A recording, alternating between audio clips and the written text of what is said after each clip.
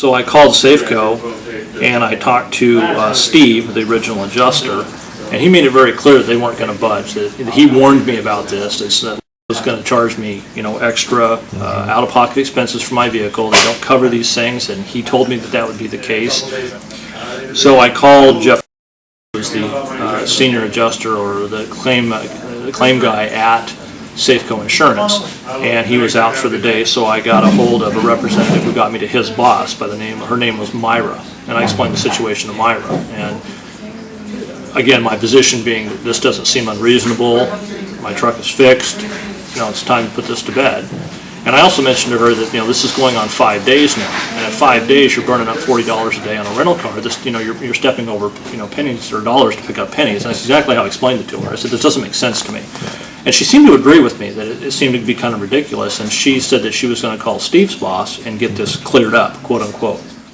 Steve's boss was a guy by the name of Ron. He called me directly on my cell phone and essentially ran me through Steve's explanation that I was warned about out-of-pocket expenses and that these were not covered by Safeco. They were not covered by industry standards, and that they were not Safeco's responsibility, period, the end. We're not going to pay for them. And so I again argued the point, saying that this doesn't seem unreasonable, welding expenses, and I even asked him, I said, do you believe that my vehicle did not need to be welded? Because clearly it did. They had to weld the cab back together.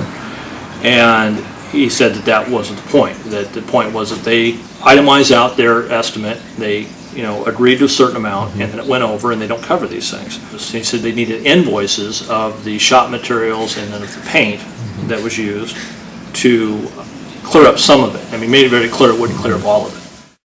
I got off the phone with him, clearly frustrated, and I called Vicki back, and she said she'd been trying to work with them, that she'd been trying to get them all the information that they asked for, but getting them invoices on individual paint jobs is nearly impossible because you buy paint in bulk. Of course, I don't understand how the business works on that end of it, but it didn't seem, again, to me to be unreasonable. Shop supplies, welding supplies, I mean, it was nickel and dime stuff. They added up to $330. I then told Vicki that, hey, this is my position on it. Safeco doesn't want to pay. It's built a very good business on being a consumer advocate, and that's why I brought my vehicle to. And I believe that should take the lead in doing what's right for me and recovering that $330 some odd dollars, which after some phone calls, Vicki said that whoever the appropriate party was agreed and released my truck to me, which I thought was great. Good. And that's why I'm here. Good.